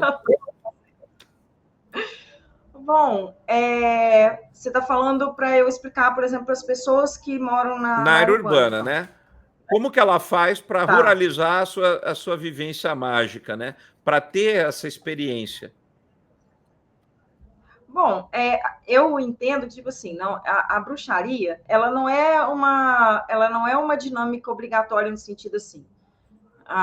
eu vou fazer um Deipnon de Hecate agora e tem que ser no mato. Não, não, tá? Mas se aquela bruxa tem a oportunidade, se vai bater uma lua negra numa chácara que ela vai, se ela vai para um retiro, se ela vai visitar uma amiga num sítio, se ela vai estar num clube, se tem algum cantinho de terra ali, por que não, né? Vou realizar o meu Deipnon lá. Não precisa de oferenda, né? A oferenda às vezes está aqui. As pessoas se ligam muito no material também.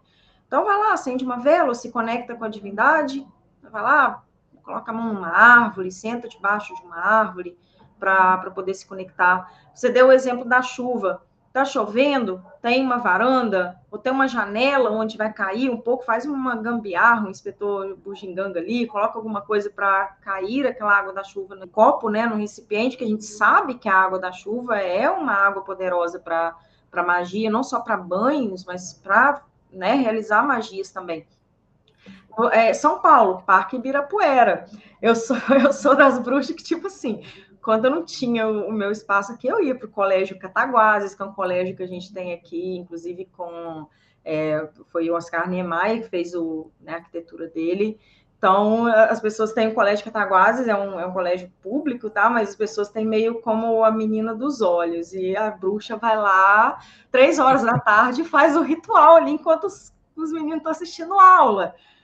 Por que não? Por que eu não posso levar meu caldeirão? Não vou tacar fogo em nada. Fui no meu cantinho lá, estava chovendo no dia, ninguém viu. Eu fui lá, fiz meu ritual, minha mãe foi comigo, acho que o Léo foi comigo. Peguei, depois pus caldeirão no carro, limpei o que tinha que ver, resquício de vela, fui lá, fui embora. Então, assim, a bruxa, ela tem que ter boa vontade também, né, Goya? Quer conectar com a natureza, tá fazendo sentido o que a gente está falando aqui, né? Eu quero potencializar, eu quero ter a experiência. E eu falo muito assim, não gosto a bruxa, né? Não sou bruxa não, Júlia, porque eu não gosto de natureza, eu não gosto de inseto, o bicho tá me picando, eu vejo barato, eu tenho medo de lagartixa, eu tenho medo de mariposa e por aí vai. As pessoas medo de sapo. Mas elas ligam muito, não sou bruxa por causa disso, porque eu odeio gato. Eu falo, não, é só não maltratar o bicho, mas você não deixa de ser bruxa porque você não gosta de gato. Então, às vezes, a pessoa não quer se conectar com a natureza, porque tem algum tipo de... Tem bruxa que é meio fresca mesmo, tá? Eu não gosto, sou mais do salto alto mesmo. Mas é se dar a oportunidade de ter experiência, pelo menos fazer uma ritualística, um fundamento, né? Se conectar com oportunidades. Então, eu acredito que você consegue conciliar a sua bruxaria urbana com a bruxaria da natureza, que é o que a gente falou, é inerente. A bruxaria é natureza, então é o estado de ser dela. Nas viagens, ou qualquer cantinho que você for, vai na casa de uma amiga que tem um quintal, se conecta no quintal da amiga, é óbvio, gente, com respeito, né? Respeito à família da pessoa, tem gente que não gosta, né, desse tipo. Faz uma coisa mais íntima mesmo, que a pessoa não perceba, faz uma meditação, olha, vou lá no seu quintal, vou meditar, vou levar o meu cristalzinho ali, entendeu? Porque às vezes são desculpas, né? As pessoas vão para a praia, aí é bruxa, mas vai para a praia, passar uma semana na praia, tá lá tomando cerveja, não esquece de conectar, tá só na pinga lá, comendo, né, o milho verde. Ai, nossa, eu esqueci, por que eu não fiz um ritual na praia, por que eu não me conectei, por que eu não abracei uma árvore. Então, assim, às vezes é um pouco de preguiça, é um pouco de indolência com a arte, porque a natureza está aí, de pouquinho em pouquinho, até na Paulista mesmo, num canteirinho ali, você pode comprar um cristalzinho e colocar para o elemental ali.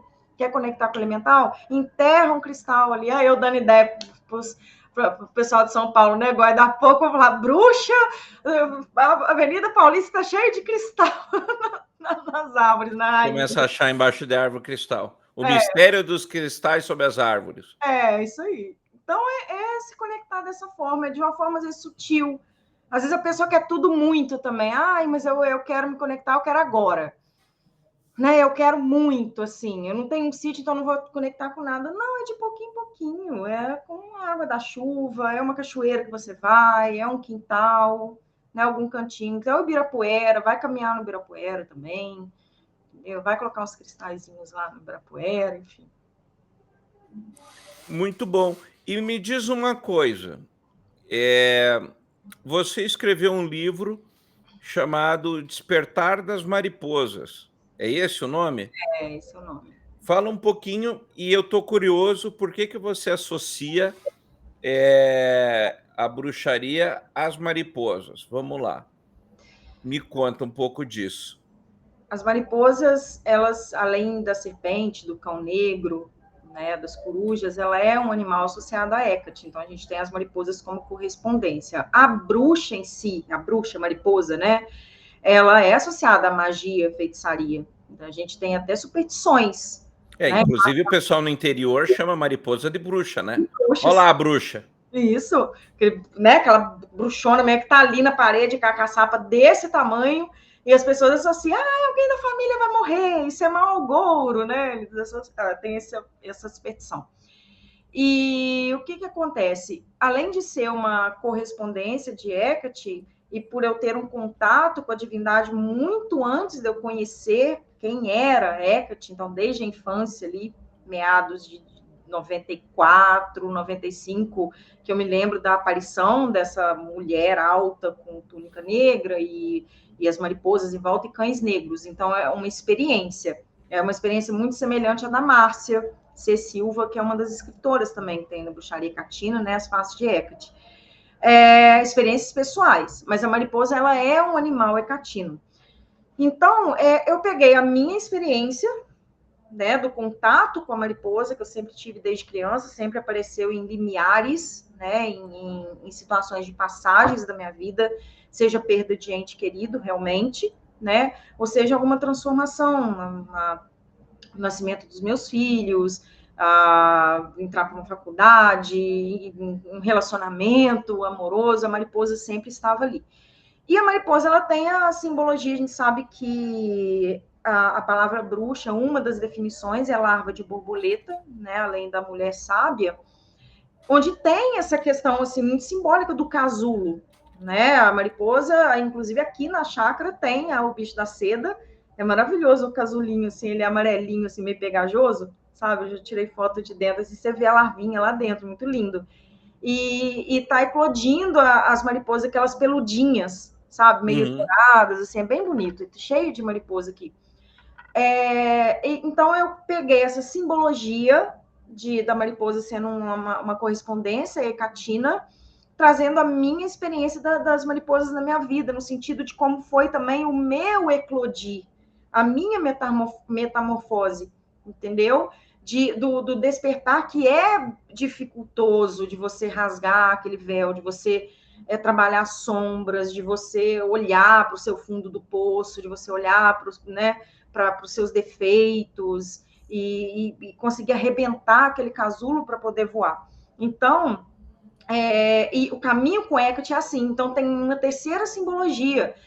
Trabalhar com Hecate não é fácil. Não pode ser de maneira leviana. Ela não vai punir, mas você precisa ter responsabilidade de culto.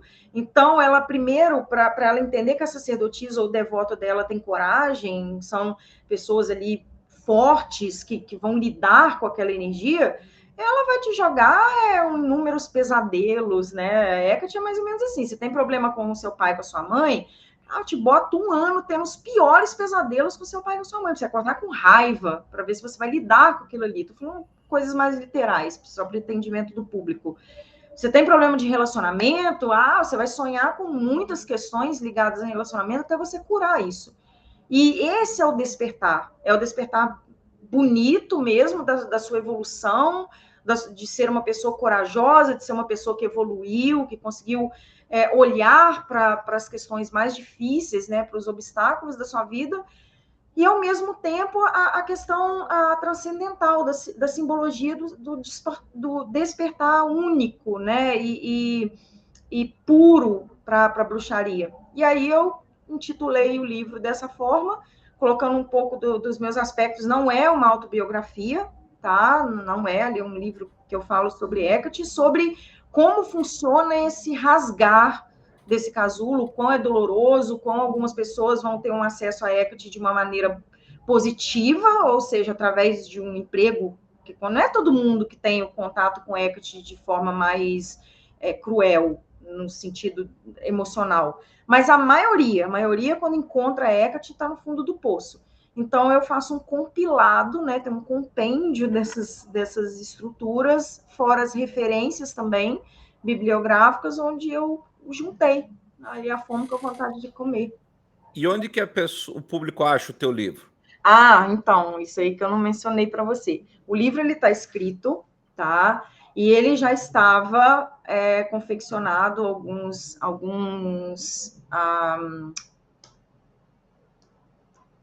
unidades dele com uma capa. Aí eu precisei trocar a capa dele. Tá? A gente teve uns problemas ali que eu precisei trocar a capa, então agora ele está novamente em vias da gráfica e passando por esses processos mais mecânicos, digamos assim. Isso, digamos assim.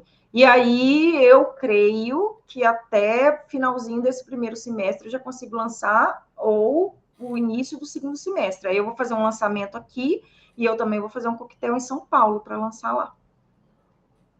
Muito bom, muito bom.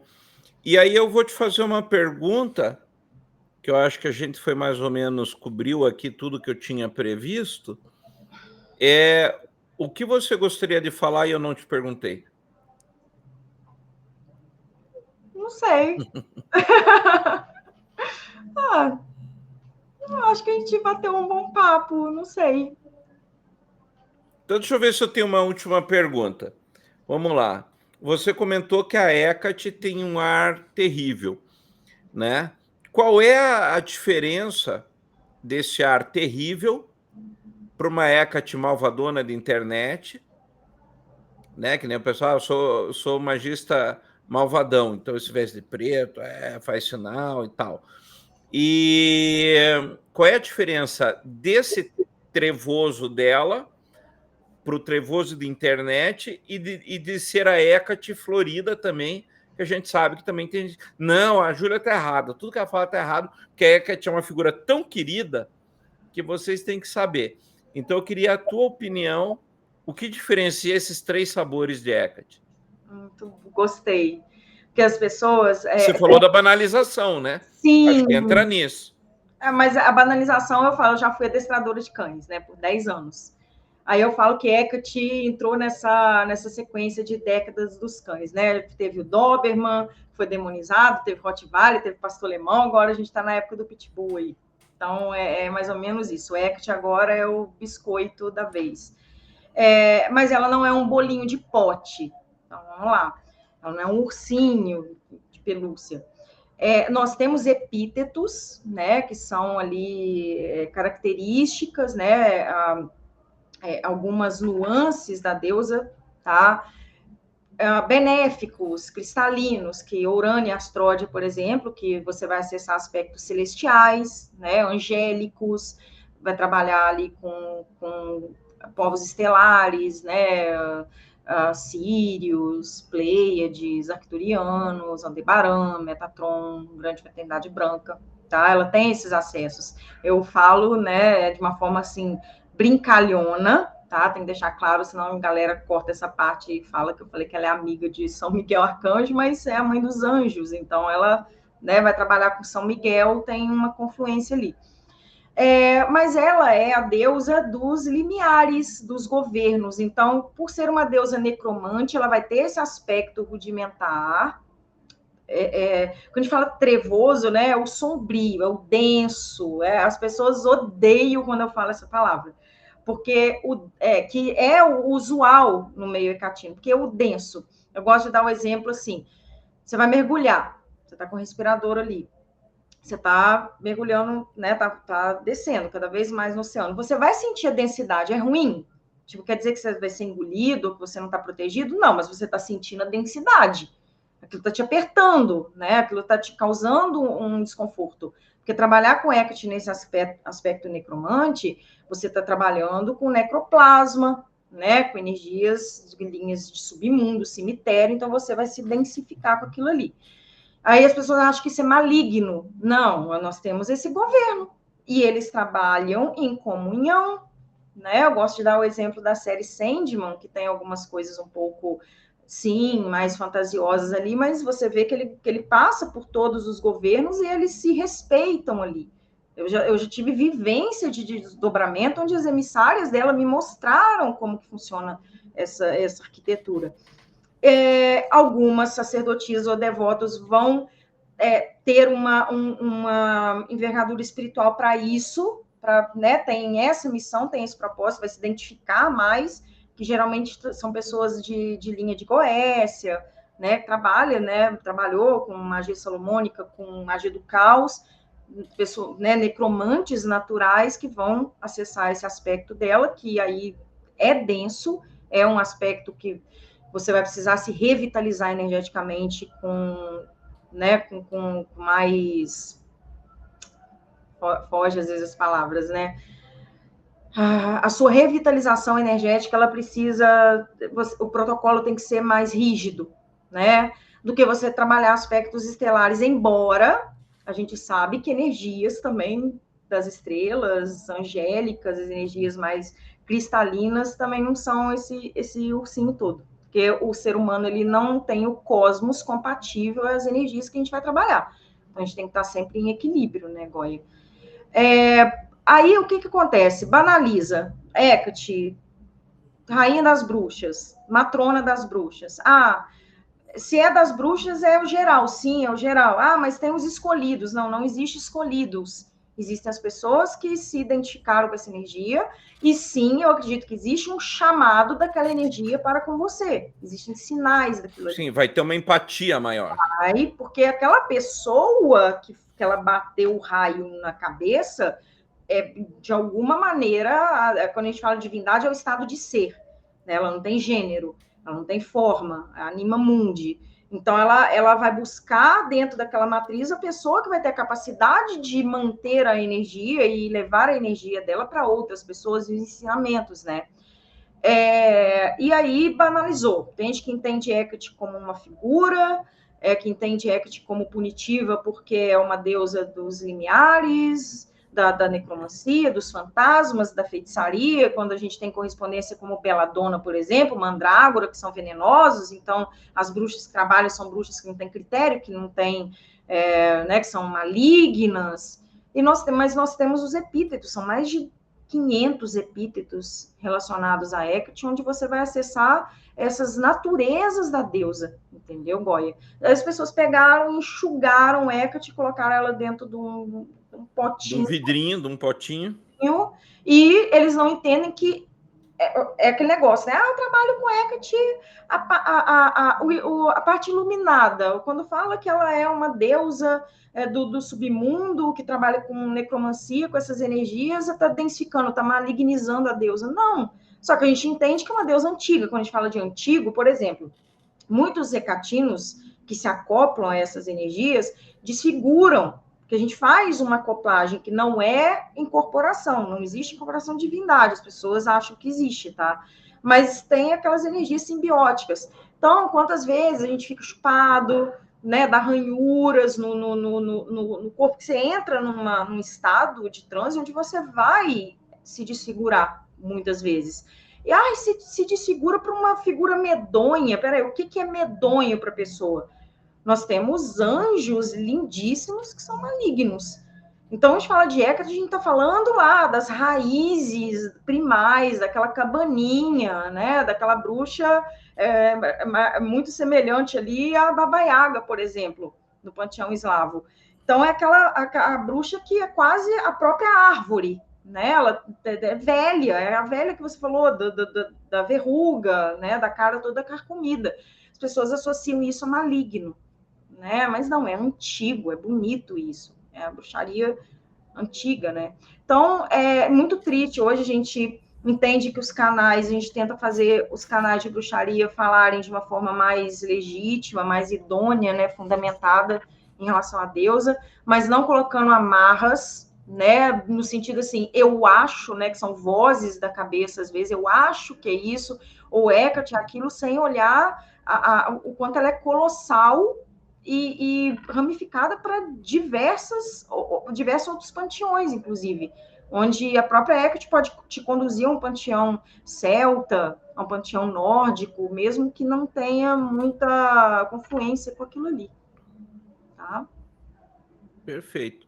E fala um pouquinho mais, então, que você falou que não existe como incorporar a divindade, É o que eu né. acredito, né. Então explique um pouquinho isso daí, porque isso é um tema bem interessante. Quando a gente, dentro do que a gente entende de incorporação, geralmente a gente incorpora, tá? Geralmente, óbvio, tudo, Platão falava isso, né, Goya? Tudo que é imaginado existe ou pode vir a existir. Eu não estou dizendo Certo. que o ser humano... Pode ser plasmado. Sim, e eu não estou dizendo que pode existir uma criatura nascida nessa era, né, nesse século, que vai conseguir comportar um cosmos, até porque a própria divindade ela pode calibrar aquele cosmos e a pessoa vir a ser um fractal, tá? Mas eu não acredito que exista uma incorporação direta. Eu acredito uma acoplagem, uma simbiose daquela energia da qual você está invocando.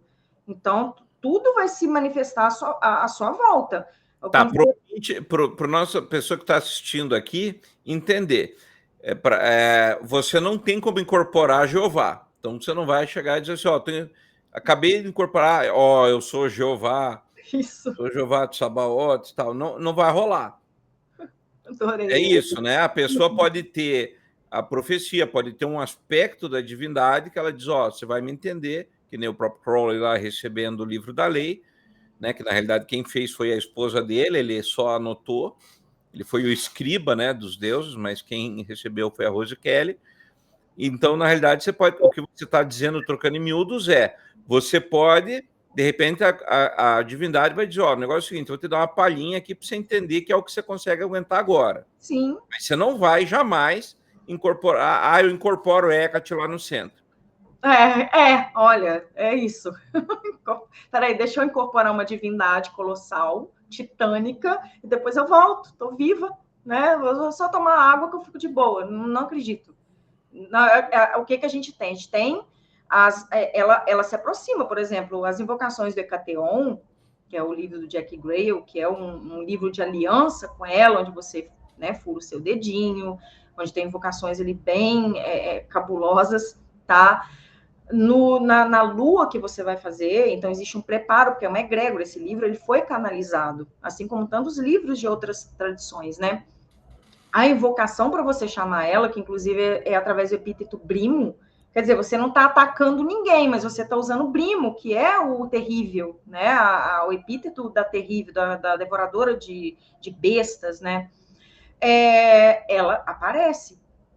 Cada sacerdote tem uma concepção dessa aparição, uma silhueta, uma tempestade, né, o ambiente que se tornou um pouco mais insalubre naquele momento, às vezes a temperatura estava ali batendo 32, ela cai para 30, para 29, de uma maneira inesperada, é uma névoa na sua sala, então você entende que ela esteve ali, não às vezes em forma de deusa, às vezes ela pode se mostrar assim numa forma humana, né?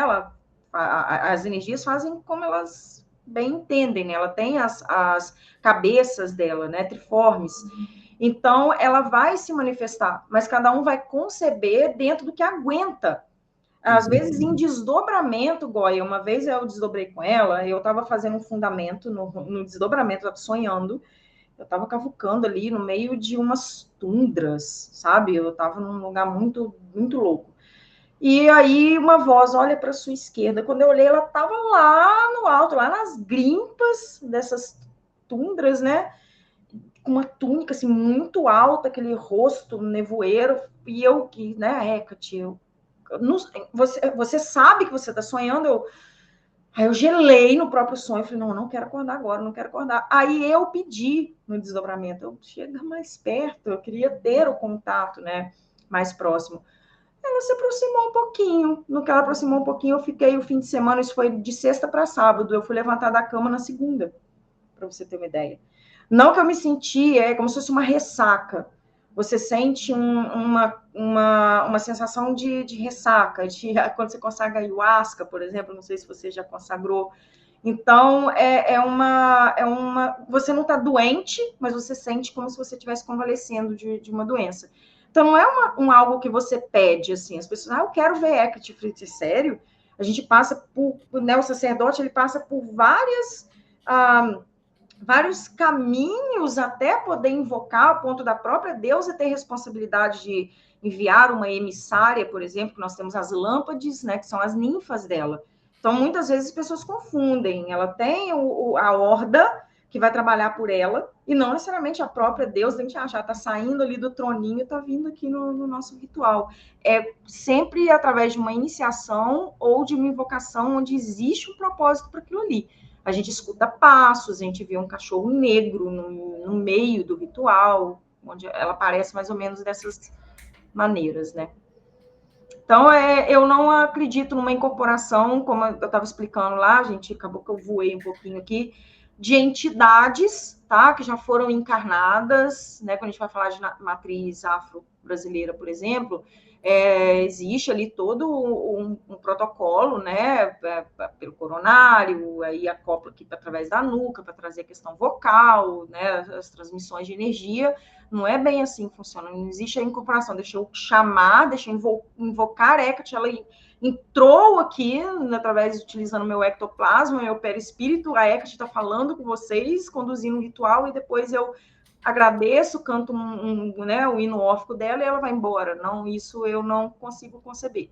Mas essa energia de acoplagem, uma certa simbiose, onde ela vai emprestar né, aquela alteração de consciência através de um estado alfa, por exemplo, eu acredito que você fica ali num nevoeiro, no mesmo ambiente com ela, para que ela consiga pegar na sua mão e te conduzir aquele ritual hecatiano. Muito interessante. Senta-se entre os deuses. Sim, muito, por isso que é semelhante aos nórdicos, né? Você vai para Valhalla, mais ou menos assim, né? Você está ali brindando hidromel com Hecate, porque ali Odin são deuses do psicopompo, né? Então, por isso que, inclusive, há uma confluência nisso aí também. Muito legal, muito legal. Ô, Júlia, olha, eu, na realidade, assim, tem muita coisa para pensar. Como eu falei, a gente tem que decantar agora todo esse material, né? E, de novo, eu fico aberto aqui agora para você falar como é que o pessoal te acha, como que é as suas redes sociais, você tem canal ou não no YouTube. Me conta um pouquinho disso. Me conta um pouco de como chegar em você. Então, eu tenho... Como chegar na Júlia Rural. Júlia Rural, adorei. E a Xanaia, que é a égua, né? Daqui a pouco tá com outro aí. A gente vai trabalhar a ecoterapia, reiki assistido por cavalos, assim, ela está sendo treinada por mim para poder fornecer isso para os clientes, inclusive. Eu tenho um Instagram, Templo de Hecate, templo, _de_Hecate. Tem o Templo de Hecate aqui no YouTube, no canal do YouTube, e tem o Spotify e outros streams onde estão as minhas músicas, né? Eu tenho músicas também que eu componho junto com o Léo para cultos. Eu tenho uma música que chama Os Narcisos e Hecate, tá? Que está no Spotify, está aqui no YouTube também. E então eu tenho alguns materiais lá no Spotify como músicas, né? Então são os 3 principais canais assim que vocês me encontram. Opa, muito legal. E você também dá curso? Como que faz? É ritual coletivo?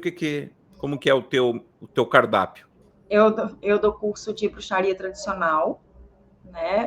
Curso de sacerdócio catino, então eu não ensino a bruxaria catina, a pessoa já se prepara através de algum curso, algum sacerdote, para entender o que é magia, né? Como que, pelo menos a bruxaria básica, para poder conseguir acompanhar um curso de sacerdócio, onde eu tenho as iniciações presenciais, né? O curso é online, mas através do Zoom, mas as iniciações são presenciais, onde eu formo novos sacerdotes e sacerdotisas que se sentem prontos para esse caminho. Né, tem o curso de tarô, mas o curso de tarô ficou, né, deixei ele de escanteio, né, trabalhava com mapa astral também, eu sou astróloga, mas também muito trabalho, então eu acho que a gente tem que, às vezes, ter um carro-chefe, né, não dá para trabalhar com muitas coisas ao mesmo tempo.